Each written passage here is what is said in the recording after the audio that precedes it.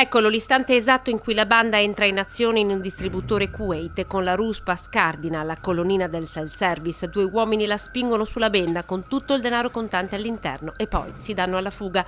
L'operazione dura in tutto 50 secondi. Una modalità ben collaudata che ha portato la banda, composta da 4 rumeni, a depredare decine di distributori tra Veneto, Emilia-Romagna, Friuli e Lombardia. Tra i colpi accertati in Veneto quelli ai distributori Kuwait di Paese nel Trevigiano, Este e Monselice nel Padovano, Breganze nel Vicentino.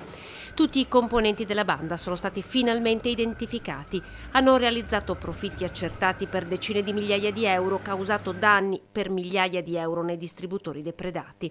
Da questa mattina all'alba è in corso un'operazione di polizia transnazionale condotta dalla squadra mobile della questura di Pordenone con il coordinamento del servizio centrale operativo della polizia e del servizio cooperazione internazionale di polizia. Sono state eseguite 3 ordinanze di custodia cautelare in carcere con emissione di mandato di arresto europeo.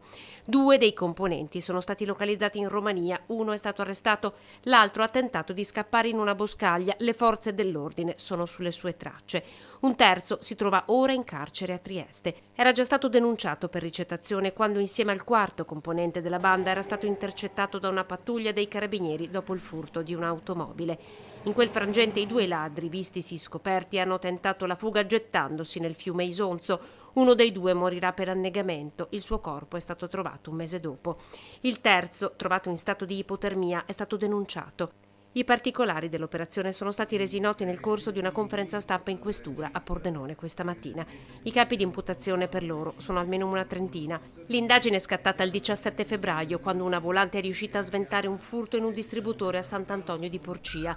La banda riuscì a darsi alla fuga, ma quell'episodio segnerà la fine della loro attività criminale, dando ufficialmente il via alle indagini della squadra mobile.